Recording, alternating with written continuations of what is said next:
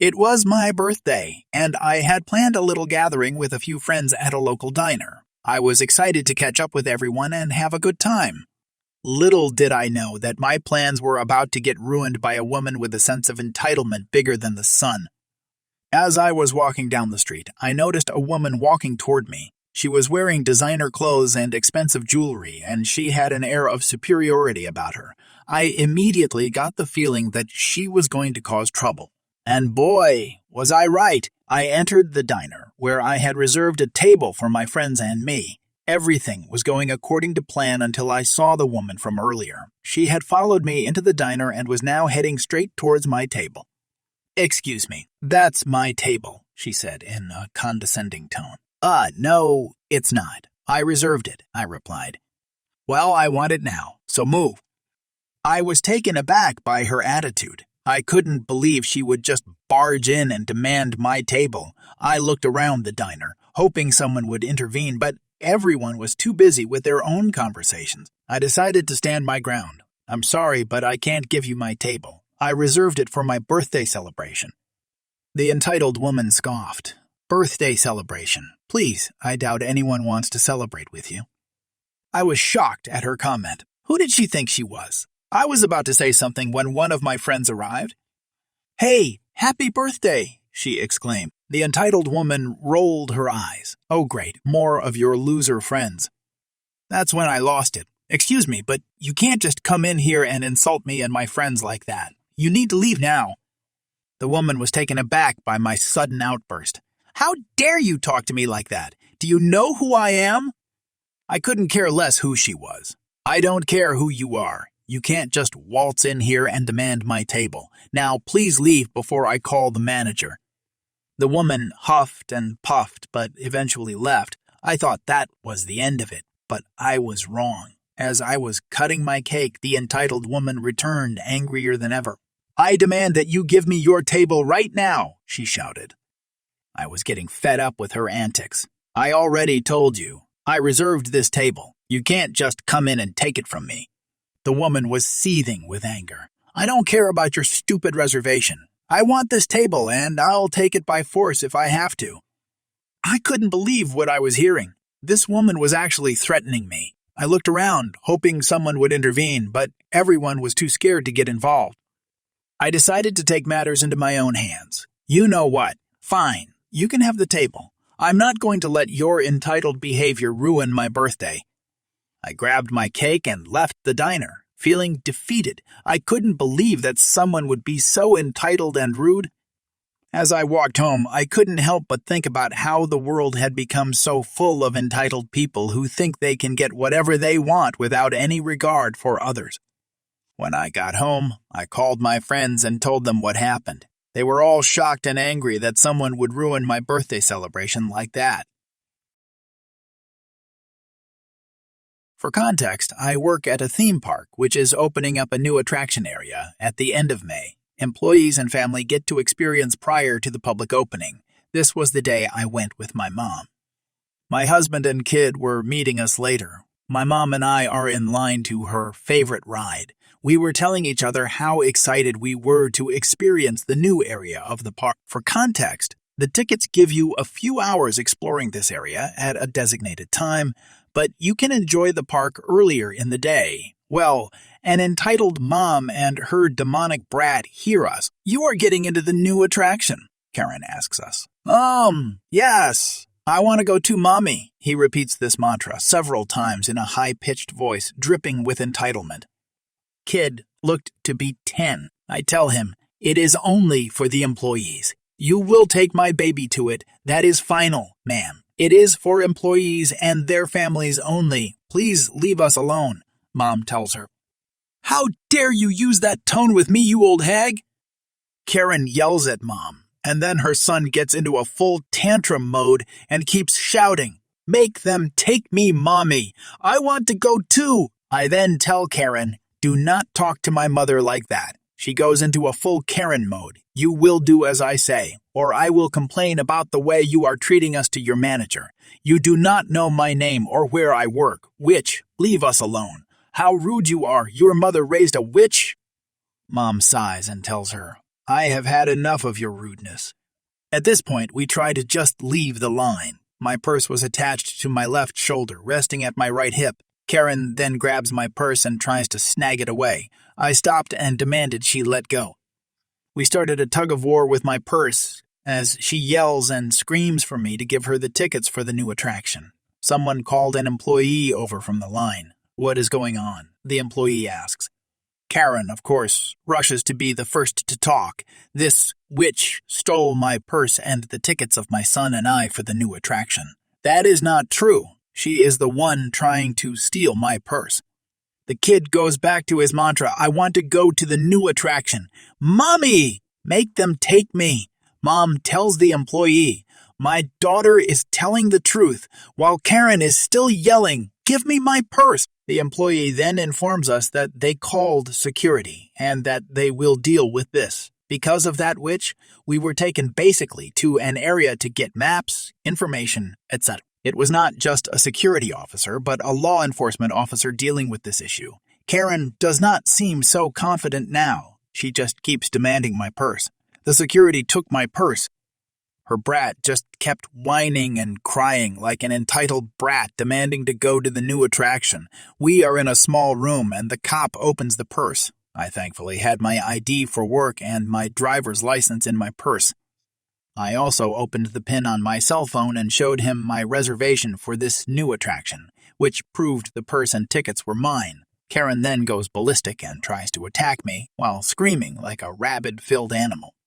Cop reached over and grabbed her shirt, forcing her to stop. Her shirt rips a little and she gets into an epic meltdown as we all stare at her in disbelief. "Assault! These people want to assault me! Help! Calm down, ma'am! Nobody is trying to!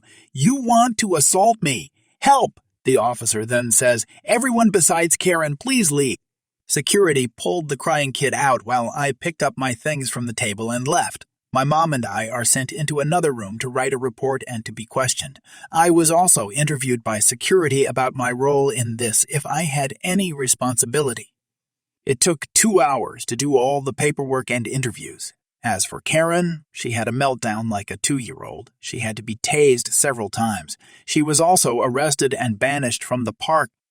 Her kid was with the security guards as he was crying and kept calling for his mom. Finally, he was taken to a nearby police station with his crazy mom.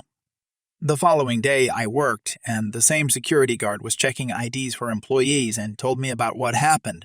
We ended up being late for our time in the new attraction. We lost 15 minutes thanks to that psycho lady.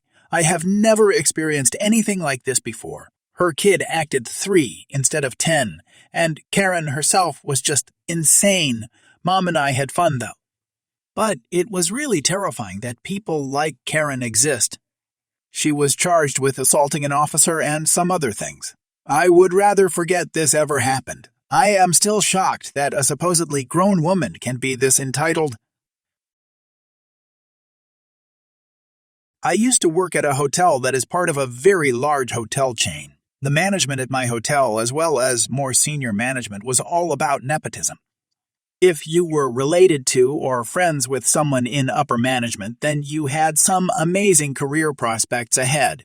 We got a new food and beverage manager who was a golf buddy of the general manager and the executive chef. We'll call him Houston. Houston had previously managed a number of top restaurants in the city, including a Michelin star restaurant. Strangely, though, he seemed to change jobs every 6 to 12 months. We soon found out why. The position he moved into oversaw 3 F&B departments with around 300 staff all up. Very quickly, we found that as well as not realizing that we weren't fine dining, Houston was the most horrible pig of a man that I've ever had to work with. He was a very tall, large man who would use his size to physically intimidate other staff and managers. He would shout at anyone for any perceived mistake, real or imagined, that he saw. He was very handsy and often made seedy comments to the attractive young waitresses. Management would often attend events and eat and drink with guests while also making sure nothing went wrong. At one of these events, he got one of the young women in sales so drunk an ambulance had to be called and she had her stomach pumped. He was just a horrible human being. As you can imagine, Everyone from kitchen staff to waiters to managers were making complaints about him. I know that one manager had gone over the head of our general manager and was slowly elevating the issue to higher and higher levels of management, heading towards national level. The response that our HR department was sticking to was that Houston had been hired to shake things up. Apparently, they had expected a certain amount of friction to occur and had essentially been told to ignore any complaints that came their way. They had taken things through the proper channels and followed the correct procedures. There was nothing they could do. Their hands were tied. Enter our story's hero. So the bar in this hotel was well run by a short Filipino man. We'll call him Joan. Because there were rarely any real issues at the bar, John had mostly been left alone by Houston. John had never seen Houston's bad side come out and never personally had a problem with him. One day, an issue did come up with the bar. It eventually turned out to be a management miscommunication, which was a very common thing. Thanks, management, but that was irrelevant at the time. So Houston decides that the problem is Joan's fault, storms into the bar, and while Joan is serving and in front of staff, customers, and a supervisor, Houston absolutely lays into Joan, just like he has to every other supervisor and manager in his department already. What the heck happened yesterday? A group complained to me this morning that we hadn't charged their account properly. Sort this out and do your job properly next time. And picture this with a large 6-foot-tall man getting right in the face of a 5-foot-tall Filipino while yelling abuse at absolutely the top of his voice. Houston stormed back to his office. John didn't take anyone's nonsense, and he followed Houston back to his office while they shouted at each other in front of even more staff, supervisors, and another manager. Houston obviously didn't back down or apologize because this is how he had operated for the last 6 months without any consequences. John went straight up to HR and told them exactly what had happened, and as usual, they told him there was nothing they could do. That seemed like it was going to be the end of it. That night, John went home and got some legal advice from a friend. Following the advice, he typed up an objective account of exactly what had happened and included names of all staff who had witnessed the encounter.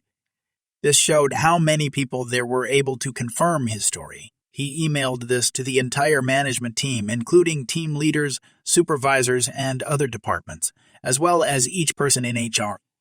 This eliminated deniability in anyone's account, as well as keeping the whole hotel in the loop of what was going on. The next day, John took his written account down to the police station to file charges of workplace assault. He received a document from the police to confirm that he had filed charges. He then sent that document to the same mailing list of management and HR. By the time he arrived at work that afternoon, the GM had started an inquiry into the issue that he had previously been completely unaware of. HR was claiming that they had no idea what had been going on either. This was definitely the first they were hearing of problems with Houston. Over the next few days, everyone in the F&B department from team leader up was called into a meeting to discuss their experiences with Houston. At the end of the week, Houston was notified that he was to attend a meeting with the upper management and HR teams the next day. The next day came and Houston went into his office, packed up his things, walked into the meeting and slammed his note of resignation onto the desk. HR agreed to an immediate termination of his contract, and he walked out of the job that afternoon. After he left my hotel, he got a job at a small, very average Mexican restaurant as a sommelier. He lasted about 3 months there,